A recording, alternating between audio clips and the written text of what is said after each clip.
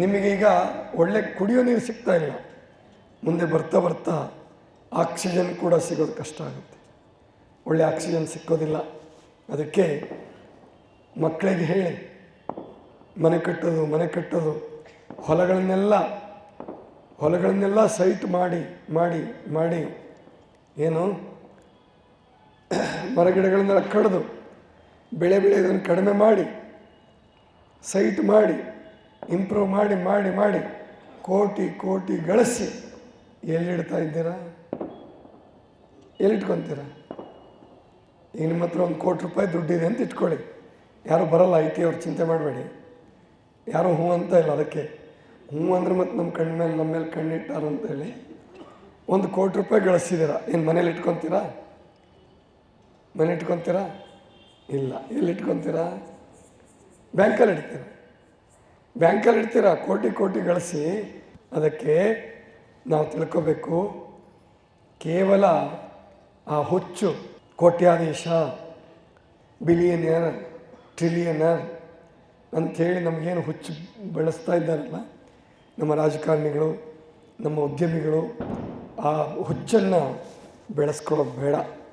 ನೀವೆಷ್ಟು ಗಳಿಸಿದರೂ ನೋಟೇನು ನಮ್ಗೆ ಆಕ್ಸಿಜನ್ ಕೊಡಲ್ಲ, ಬಂಗಾರ ಏನು ಆಕ್ಸಿಜನ್ ಕೊಡಲ್ಲ, ನೋಟು ಆಕ್ಸಿಜನ್ ಕೊಡಲ್ಲ, ಬಂಗಾರ ಆಕ್ಸಿಜನ್ ಕೊಡಲ್ಲ.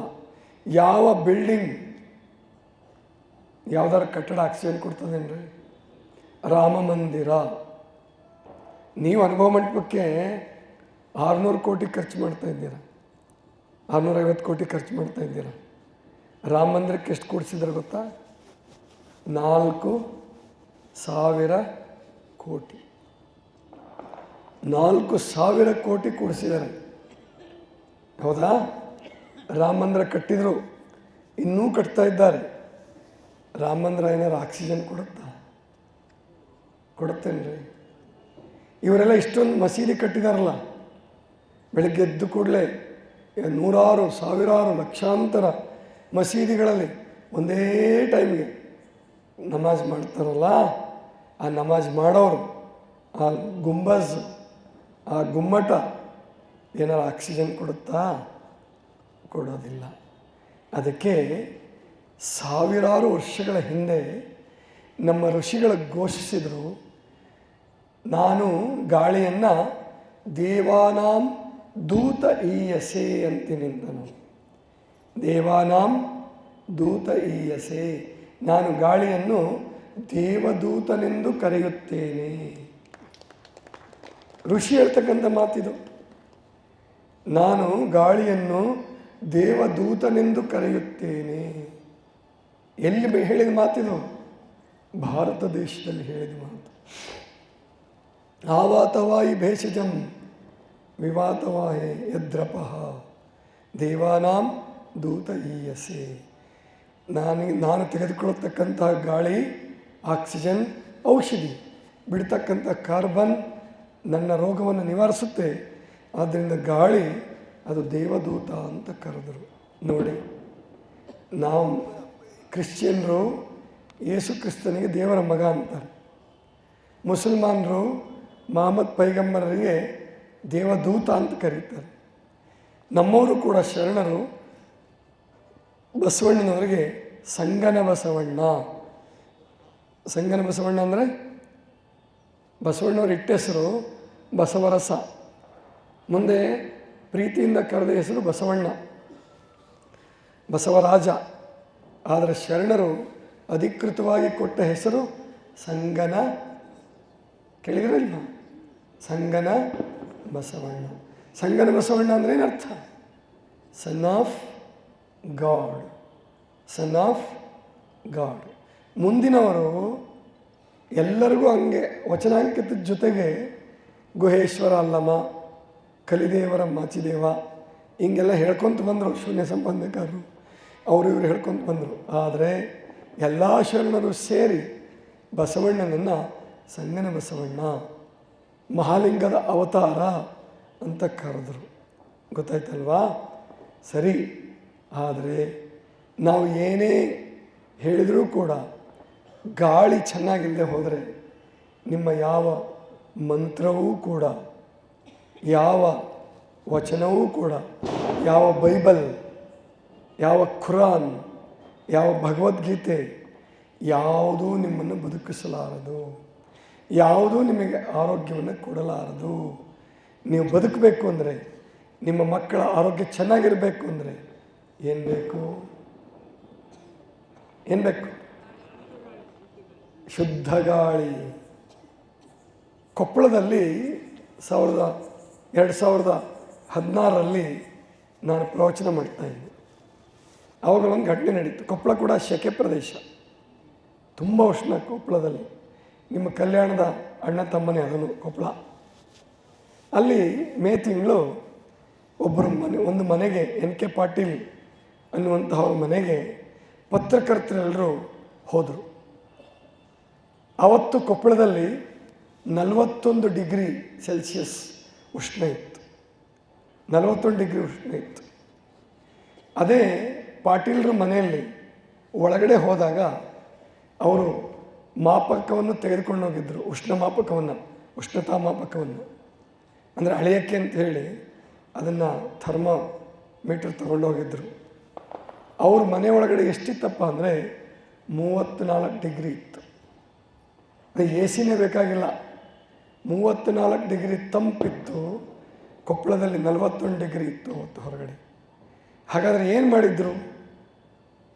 ಮಾಡಿದರು ಪಾಟೀಲ್ರು ಅಂದರೆ, 2 ಸೈಟ್ ಇತ್ತು ಅವ್ರದ್ದು. ಆ 2 ಸೈಟಲ್ಲಿ 2 ಸೈಟಲ್ಲೂ ಮನೆ ಕಟ್ಟಲಿಲ್ಲ. 2 ಸೈಟನ್ನು ಬಳಸ್ಕೊಂಡು ಮಧ್ಯದಲ್ಲಿ ಮನೆ ಕಟ್ಟಿಬಿಟ್ಟು ಮನೆ ಸುತ್ತ ಒಳ್ಳೊಳ್ಳೆ ದೊಡ್ಡ ಗಿಡಗಳನ್ನು ಬೆಳೆಸಿದರು.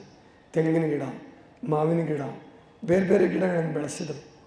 ಅವು ದೊಡ್ಡವಾಗಿ ಆ ಕೊಂಬೆಗಳನ್ನು RCC ಮೇಲೆ ಹರಡಿಕೊಂಡು, ಆ ಮನೆಯ RCC ಮೇಲೆ ಮರದ ಕೊಂಬೆಗಳು ಹರಡಿಕೊಂಡು, ಕಿಟಕಿಗಳು ಗಾಜು ಕಾಯ್ತಿರಲಿಲ್ಲ, ಗೋಡೆ ಕಾಯ್ತಿರಲಿಲ್ಲ, ಸುತ್ತ ಮರಗಿಡಗಳಿದ್ದವು.